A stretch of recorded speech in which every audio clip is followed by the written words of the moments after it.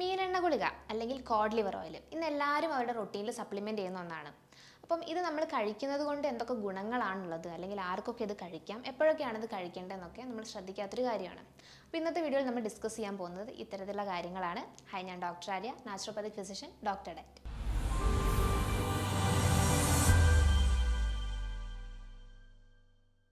Code liver oil പേര് പോലെ തന്നെ കോഡ് എന്ന് പറയുന്ന ഒരു ഗ്രൂപ്പ് ഓഫ് ഫിഷിൻ്റെ ലിവറിനകത്ത് നിന്ന് എക്സ്ട്രാക്ട് ചെയ്തെടുക്കുന്ന ഒരു ഓയിലാണ് ഈ മീനെണ്ണ ഗുളിക എന്ന് പറയുന്നത്. ഇത് നമ്മൾ യൂഷ്വലി ഇപ്പോൾ എല്ലാ ഏജ് ഗ്രൂപ്പുള്ള ആളും കഴിക്കുന്ന ഒരു കാര്യമാണ്. പ്രത്യേകിച്ച് പ്രിസ്ക്രിപ്ഷനോ അല്ലെങ്കിൽ പ്രത്യേകിച്ച് എന്താ പറയുക, ഡോക്ടറിൻ്റെ ഒരു സൂപ്പർവിഷനൊന്നും ഇല്ലാതെ തന്നെ കഴിക്കുന്ന ഒന്നാണ് മീനെണ്ണ ഗുളിക എന്ന് പറയുന്നത്.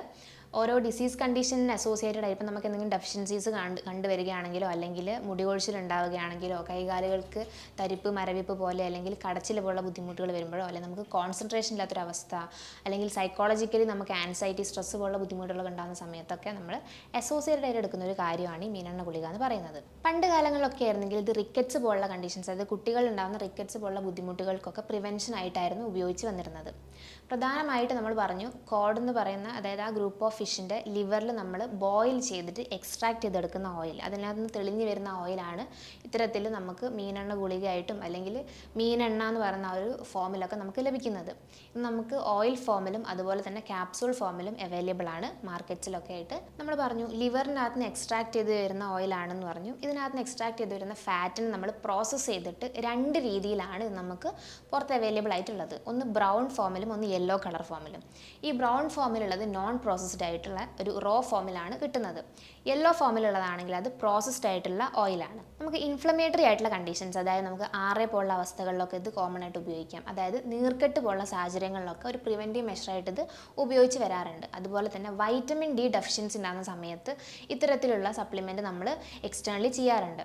അതുപോലെ തന്നെ നമുക്ക് ബ്ലഡ് വെസൽ സംബന്ധമായിട്ടുള്ള എന്തെങ്കിലും ഡിസീസ് കണ്ടീഷൻസ് ഉണ്ടെങ്കിലൊക്കെ നമുക്കിത് ഉപയോഗിക്കാവുന്നതാണ്.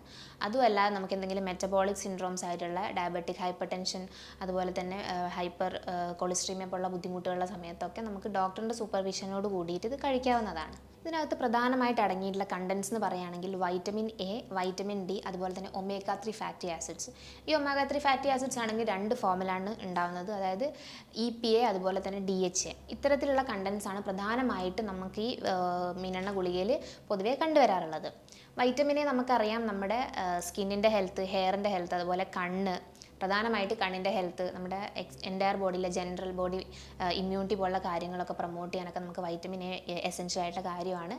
നമുക്കിപ്പം കണ്ണ് റിലേറ്റഡ് ആയിട്ട് എന്തെങ്കിലും ഗ്ലൂക്കോമ പോലുള്ള ബുദ്ധിമുട്ടുകളോ അല്ലെങ്കിൽ അത്തരത്തിലുള്ള വിഷൻ റിലേറ്റഡ് എന്തെങ്കിലും കംപ്ലയിൻസ് ഒക്കെ വരുവാണെങ്കിൽ നമുക്ക് അസോസിയേറ്റഡ് ആയിട്ട് നമ്മൾ മെഡിസിൻ എടുക്കുന്നതിൻ്റെ കൂടെ തന്നെ നമുക്ക് ഇത്തരത്തിൽ മീനെണ്ണ ഗുളിക സപ്ലിമെൻറ്റ് ചെയ്യാവുന്നതാണ്.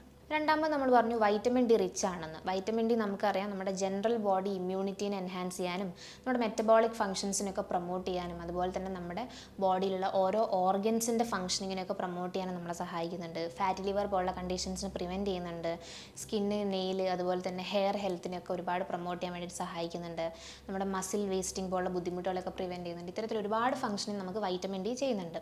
അപ്പോൾ വൈറ്റമിൻ ഡി ഡെഫിഷ്യൻ്റ് ആയിട്ടുള്ള ഒരു സാഹചര്യത്തിൽ നമുക്ക് ഇത്തരത്തിൽ എക്സ്റ്റേണലി നമുക്ക് കോഡ് ലിവർ ഓയിലും യൂസ് ചെയ്യാവുന്നതാണ്. മൂന്നാമതായി നമ്മൾ പറഞ്ഞു ഒമേഗ 3 ഫാറ്റി ആസിഡ് റിച്ച് ആണ്. നമ്മുടെ ബോഡിയിൽ ഉണ്ടാകുന്ന ഇൻഫ്ലമേറ്ററി കണ്ടീഷൻസിനൊക്കെ കുറയ്ക്കാനും നമ്മുടെ ബ്ലഡ് വെസൽ റിലേറ്റഡ് കംപ്ലയിൻസിനൊക്കെ റിഡ്യൂസ് ചെയ്യാനും മെറ്റബോളിക് സിൻഡ്രോം ആയിട്ടുള്ള നമ്മുടെ BP, അതുപോലെ തന്നെ നമ്മുടെ ഡയബറ്റിസ്, ഹൈപ്പർ കൊളസ്ട്രീമിയ പോലുള്ള കണ്ടീഷൻസിനൊക്കെ പ്രിവെൻറ്റ് ചെയ്യാനൊക്കെ സാധിക്കുന്നുണ്ട്. അതുപോലെ തന്നെ നമ്മുടെ ചീത്ത കൊളസ്ട്രോളിൻ്റെ അളവ്, LDLൻ്റെ അളവ് ഒരു പരിധിവരെ റെഡ്യൂസ് ചെയ്യാനും HDL നല്ല കൊളസ്ട്രോളിൻ്റെ അളവ് പ്രൊമോട്ട് ചെയ്യാനൊക്കെ ഈ ഒമേഗ 3 ഫാറ്റി ആസിഡ്സ് ഇത്തരത്തിൽ നമ്മളെ സഹായിക്കുന്നുണ്ട്. അതുകൊണ്ട് തന്നെ നമുക്ക് ഇതും എക്സ്റ്റേണലി, അതായത് നമ്മുടെ കോഡ് ലിവർ ഓയിലിൻ്റെ ആ ഒരു സപ്ലിമെൻറ്റും കൂടെ നമുക്ക് ചെയ്യുന്നതുകൊണ്ട് പ്രത്യേകിച്ച് പ്രശ്നങ്ങളൊന്നും വരുന്നില്ല. അതുപോലെ തന്നെ ഇതിനൊരു ആൻറ്റി ഓക്സിഡേറ്റീവ് പ്രോപ്പർട്ടി ഉള്ളത് കൊണ്ട് തന്നെ നമ്മുടെ ബോഡിയിൽ ഉണ്ടാകുന്ന ഫ്രീ റാഡിക്കൽസിൻ്റെ ആ ഒരു പ്രസൻസിനെയൊക്കെ ഒന്ന് ഇറാഡിക്കേറ്റ് ചെയ്യാൻ നമുക്ക് സാധിക്കുന്നുണ്ട്. അതായത് ക്യാൻസർ പോലുള്ള ബുദ്ധിമുട്ടുകളെയും നമ്മുടെ സെല്ലിനുണ്ടാകുന്ന ഇൻഫ്ലമേറ്ററി കണ്ടീഷൻസിനൊക്കെ റിഡ്യൂസ് ചെയ്യാനും ബ്ലഡ് വെസലിനുണ്ടാകുന്ന പ്രശ്നങ്ങളൊക്കെ റിഡ്യൂസ് ചെയ്യാനൊക്കെ നമുക്ക് ഈ ഒരു കണ്ടന്റ് നമ്മുടെ ഡയറ്റിൽ ഇൻക്ലൂഡ് ചെയ്യുന്നത് വഴി നമുക്ക് സാധിക്കുന്നുണ്ട്. അതുപോലെ തന്നെ ഇൻഫ്ലമേറ്ററി കണ്ടീഷൻസ് റിഡ്യൂസ് ചെയ്യുന്നത് വഴി നമുക്കുണ്ടാകുന്ന ഓട്ടോ ഇമ്മ്യൂൺ കണ്ടീഷൻസ് ആയിട്ടുള്ള ആറയും അതുപോലെയുള്ള പെയിനും ക്രാംസും ഒക്കെ നമുക്കൊരു പരിധി വരെ റെഡ്യൂസ് ചെയ്യാൻ വേണ്ടി സാധിക്കുന്നുണ്ട്. അതായത് പ്രധാനമായിട്ടും നമ്മുടെ നീർക്കെട്ട് ഉണ്ടാക്കുന്ന സാഹചര്യങ്ങളെ കുറയ്ക്കാൻ നമുക്ക് ഇതുമൂലം സാധിക്കുന്നുണ്ട്. അടുത്തതായിട്ട് നമ്മൾ ഇതിനെ എങ്ങനെയാണ് ഇൻടേക്ക് ചെയ്യുന്നത് എന്നാണ് നോക്കാൻ പോകുന്നത്. പ്രധാനമായിട്ട് നമ്മൾ നോർമൽ ആയിട്ടുള്ള ഒരു അഡൾട്ടാണ്, നമ്മുടെ ഹെൽത്തി ആയിട്ടുള്ള ഇൻഡിവിജ്വൽ ആണെങ്കിൽ നമുക്ക് ഒരു 1 ടേബിൾ സ്പൂൺ വരെ ഡെയിലി നമുക്ക് ഇൻടേക്ക് ചെയ്യാവുന്നതാണ്, ഭക്ഷണശേഷം മാത്രം. അതുപോലെ തന്നെ നമ്മളിപ്പം ക്യാപ്സ്യൂൾ ഫോമിലാണ്, മറ്റേതാണെങ്കിൽ ഓയിൽ ഫോമിലാണ് ഞാൻ പറഞ്ഞത്. ക്യാപ്സ്യൂൾ ഫോമിലാണെങ്കിൽ നമുക്കൊരു 2 തൊട്ട് 4 ക്യാപ്സ്യൂൾസ് വരെ ഡെയിലി ബേസിൽ എടുക്കുന്നത് സ്വാഭാവികമായിട്ടൊരു കാര്യമാണ്. അതായത് രാവിലെ 2 രാത്രി 2 എന്നുള്ള രീതിയിൽ അതിനെ സ്പ്ലിറ്റ് ചെയ്ത് നമുക്ക് ഉപയോഗിക്കാവുന്നതാണ്. എപ്പോഴും ശ്രദ്ധിക്കേണ്ട കാര്യം നമ്മൾ ഭക്ഷണശേഷം മാത്രമാണ് ഇത് ഇൻടേക്ക് ചെയ്യാൻ വേണ്ടിയിട്ട് ശ്രദ്ധിക്കേണ്ടത്.